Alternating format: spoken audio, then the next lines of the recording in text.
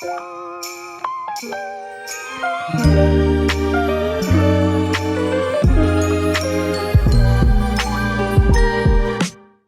what is up, investment family? My name is Forrest. I invest in stuff.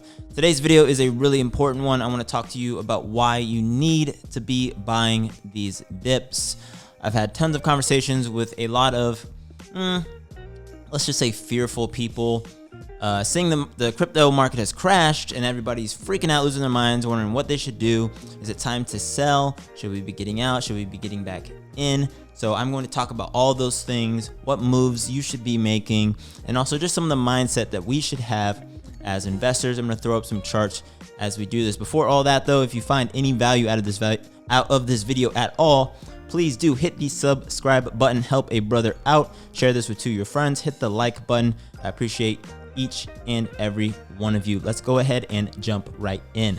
So on my screen right now is the Dogecoin US dollar chart. I'm actually gonna turn my monitor just a little bit here so I can talk into the mic and do this. So Dogecoin US dollar chart, and really what we're gonna do is some very rudimentary pattern analysis, right? And try and understand really the point that I want to drive home here is that you need to be getting in early and often, right? So if you are a long-term investor and you're someone, we've seen the videos of people making, the Dogecoin millionaire, and he's holding until it hits $5-10 million, and all these other people talking about, the market now that it's hot. You want to be one of the people who's talking about the market when it's not hot. You want to be one of those people. The reason that the Dogecoin millionaire was a millionaire is because he liquidated his 401k, put all that money in there before it was hot, right? Before everybody was thinking about this. So either A, the guy is an oracle, or B, he got really lucky, or maybe it's a little bit of A and B and C.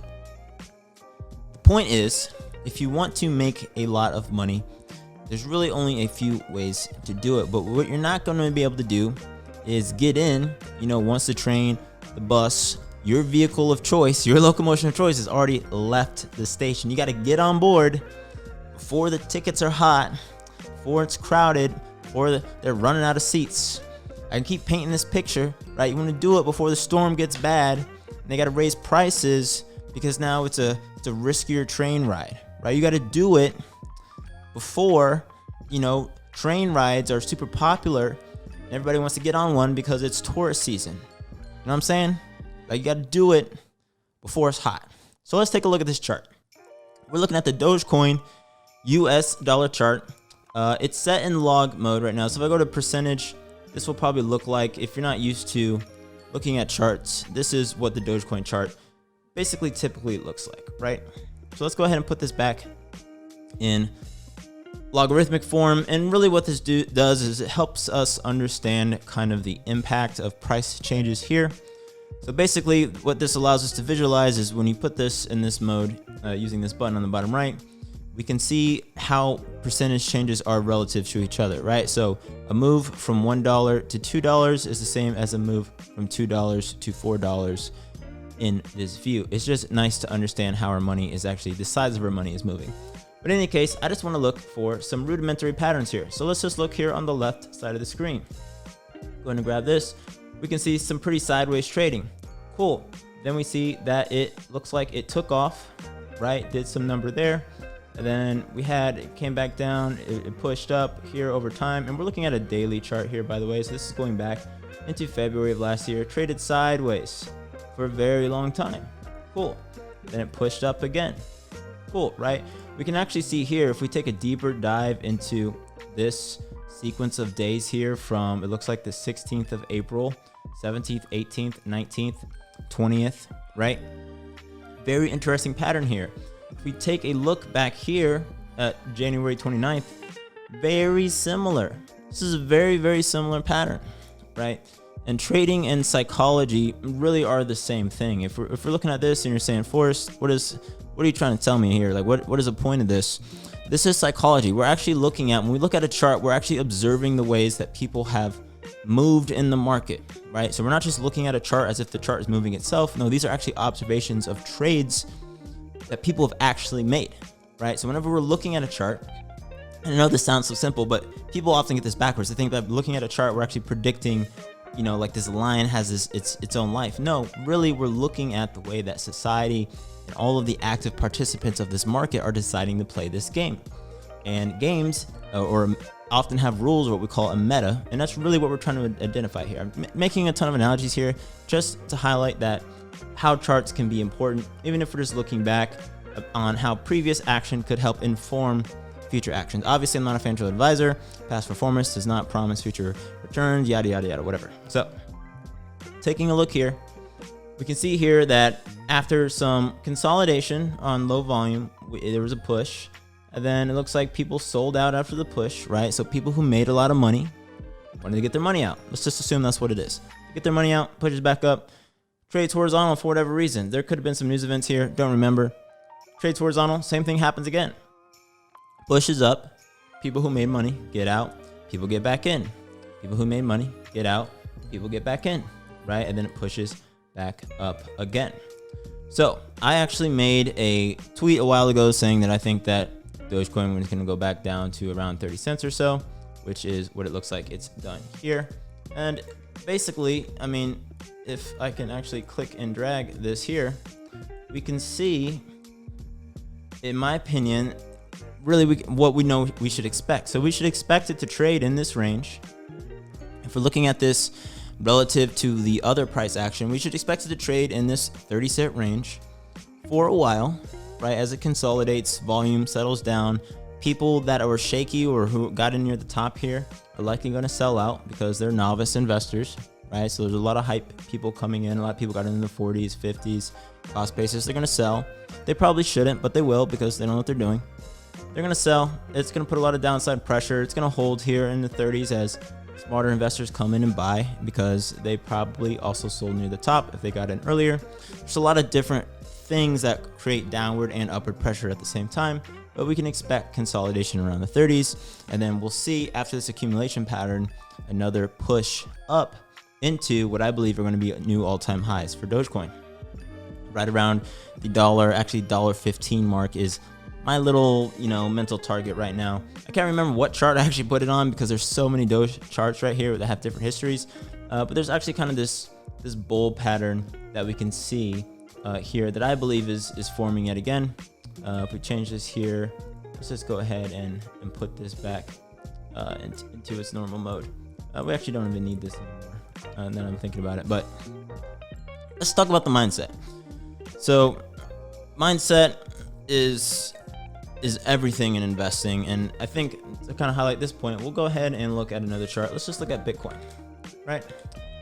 Bitcoin US dollar chart, and let's just use the Bitcoin US dollar chart. Cool. So we're looking at Bitcoin, the daily chart, and we'll go back a couple years all the way down to where it literally drops off the graph. We can't even see price of Bitcoin going this far back. We'll add a little bit, a few more space here, right? So we can see here we're right around 30,000. It crept up to in the 60s. If you go way back in time, though, we can see that it was in the hundreds just, 6 years ago. If we go back to 2018, $1,700, right? The only way to truly win with Bitcoin, and we're in log mode, which is why these moves up are pretty substantial, again, is you want to put in money over time. You want time to be on your side. You want to be thinking long. One of the problems that happens every time we're in a crypto bull cycle is if we investigate just this part of the graph again here, that is very recent, right? What we see is that there are people who basically, I did not want the measuring tool actually. We see people who get in, say, in the $29,000 range just early this year, and then it pushes up to, $55,000. This is their experience with crypto. Their experience is just this window from January to February, or January to, April. And they get this false expectation that crypto is just this exponential upward move and nothing else, because they never look at this time series, this chart, showing the story of cryptocurrency going back years and years and years and years and years and years and years and years, right? And then they get skittish fingers when it dips again, and and they don't realize that this is something that happens literally all the time. All right, it's been a 5-month window. If your first foray into cryptocurrency was this year, then I'm going to encourage to you, and what I would tell you is that you need to look at charts. You need to look at charts. You need to understand, and really it's going to help you sleep at night. It's going to ease your pains. If you're thinking about selling, if you're someone who's long, you should not be selling unless, your investment thesis has changed. Obviously, it's nice to get out at the top, but if you're already held down into a new low, don't take the losses. You should be putting more money in, right? The way to make money is to buy low and sell high. You cannot do that if you're constantly taking losses. And I know you want to be the next person who maybe you have some friend who got lucky on their timing. Well, guess what? It's too late for you to do that. But what you can be is their friend that made a ton of money on the next run up by being smart. So the best way to time the market is to always be in the market. Otherwise, it is very hard to find a really, really good entry unless you're really into charting and doing other things like that. But if you're not someone who's looking at charts and your mental model for choosing to buy something is everyone's talking about it, then you need to realize that really the best strategy that you can have, if you know that's you, is to just hold long term. I'm not saying that that's not the best way to invest, but honestly, it's fine. You can make a ton of money doing that. You just need to know that you need to hold. You need to hold for years. You need to live your life and just go about your days, go to work, do whatever you want to do. And then 3, 4, 5 years, you'll suddenly have a couple $100,000 when it pops again, but it's not going to be an overnight thing, right? The only way to make money overnight is to work really hard or do something consistently for a few years. That's how I made all of my money. That's how everybody makes their money. I'm telling you, I'm not thinking about outliers and stuff like that. It's literally by taking consistent action consistently. Just use consistent twice, but you know what I'm saying, right? Do the same thing all the time and you'll make a bunch of money. And you can look at any crypto chart, Bitcoin, whatever your favorite crypto choice is. So I'll go ahead and close this. But to wrap this up, and I think this is really, really important, and I'm almost, filming this almost as a reminder for myself because I'm changing my investment strategy, and I think I'm going to go more heavy into crypto due to a number of things. Trading crypto, not that I'm investing in the stock market less. I'm actually just still investing in the stock market. I'm just leaning back into crypto more heavily because it's fun getting back into the space. Got a mining rig that I'm going to build, a bunch of other stuff. But the point is, look long. Time is going to pass regardless, guys. Time is always going to pass. If you're watching my mindset videos, one of the things we always have to remember is if we don't do anything today, tomorrow's still going to show up. The world does not wait for anybody. It's not going to wait for you. It does not care what your problems are.